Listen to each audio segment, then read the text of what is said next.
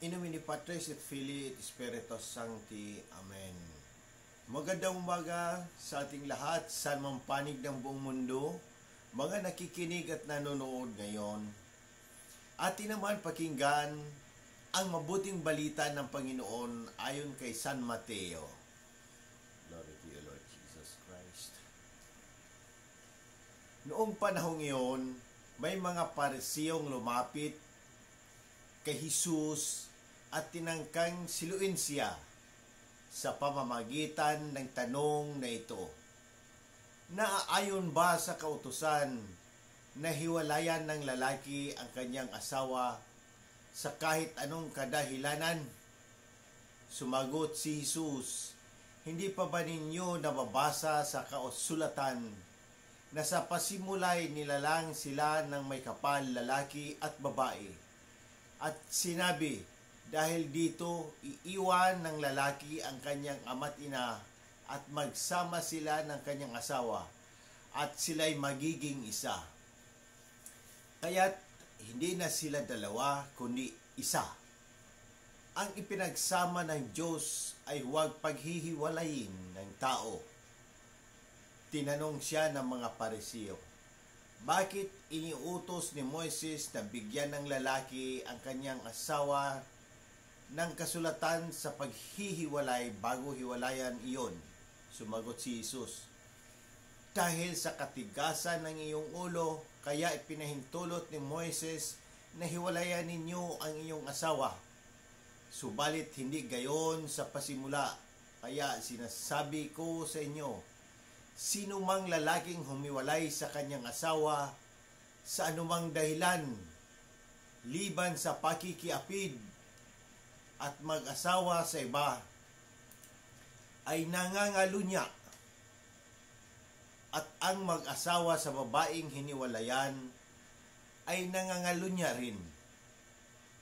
Sinabi ng mga alagad, kung ganyan po ang kalagayan ng lalaki sa kanyang asawa, mabuti pang huwag nang mag-asawa. Sumagot si Jesus, hindi lahat ay makatatanggap ng simulaing yan, kundi iyaon lamang pinagkalooban ng Diyos, sapagkat may iba't ibang dahilan kung bakit may mga lalaking hindi makapag-asawa.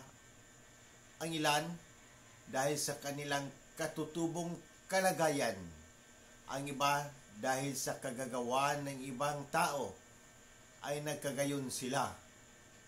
Mayroon namang hindi nag-aasawa alang-alang sa ikauunlad ng paghahari ng Diyos.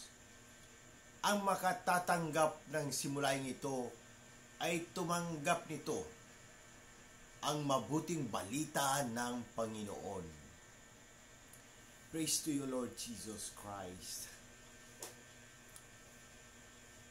Ang paggunita kay San Roque, nagpapagaling at pagninayan natin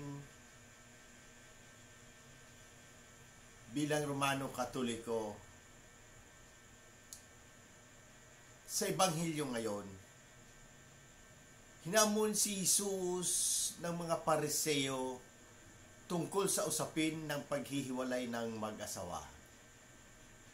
Itinuro ni Jesus ang orihinal na plano ng Diyos para sa kasal, ang pagiging isa ng mag-asawa na hindi dapat paghiwalayin ng tao. Ipinapaalala ni Jesus na ang kasal ay isang banal na tipan na may malalim na kahalagahan at hindi basta-basta maaring tapusin dahil lamang sa kagustuhan ng tao.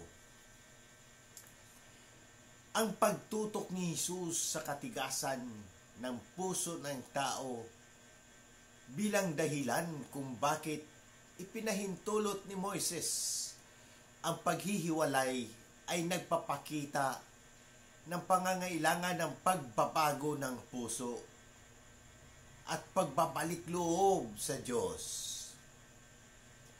Ang kasalanan ng katigasan ng puso ay maaring magdudulot ng mga suliranin hindi lamang sa relasyon ng mga asawa, kundi pati na rin sa ating ugnayan sa Diyos.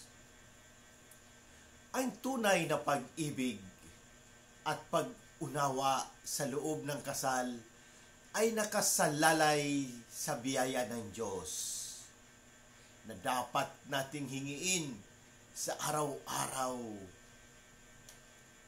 Sa ating pagunita kay San Roque, isang kilalang santo na nag-alay ng kanyang buhay sa pagpapagaling ng mga may sakit, tinutularan natin ang kanyang sakripisyo at malasakit para sa kapwa. Si San Roque ay nagpakita ng halimbawa ng pagtugon sa tawag ng Diyos sa pamamagitan ng pagsisilbi sa mga nangangailangan, lalo na sa mga nagdurusa sa sakit.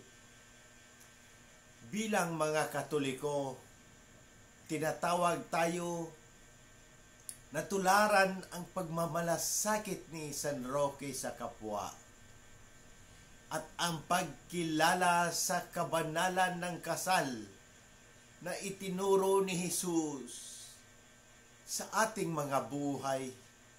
Palakasin natin ang ating mga relasyon sa ating mga pamilya, sa Diyos, at sa ating mga komunidad sa pamamagitan ng pag-ibig, malasakit at pagpapatawad. Naway tulungan tayo ng Diyos na mapanatili ang kabanalan ng kasal at maglingkod sa ating kapwa na buong puso, gaya ng ginawa ni San Roque. Amen. Sa muli, hinihikayat ko ang lahat, Katoliko man o hindi, na magtanong at pagnilayan ang mensahe ng Ebanghilyong ito. Kung may mga katanungan kayo tungkol sa pananampalataya, ang ating simbahan o sa anumang aspeto ng ating buhay, bukas ang aking puso na sagutin ang mga ito. Sama-sama nating pagninilayan at pahalagahan ang habag at pag-ibig ng Diyos na ipinapahayag ni Jesus sa Ebanghilyong ito. Sa pamamagitan ng ating mga gawain at salita, naway maging daluyan tayo ng habag at pagmamahal ng Diyos sa lahat ng tao. Amen. In nomine Patris et Filii et Spiritus Sancti. Amen. God bless.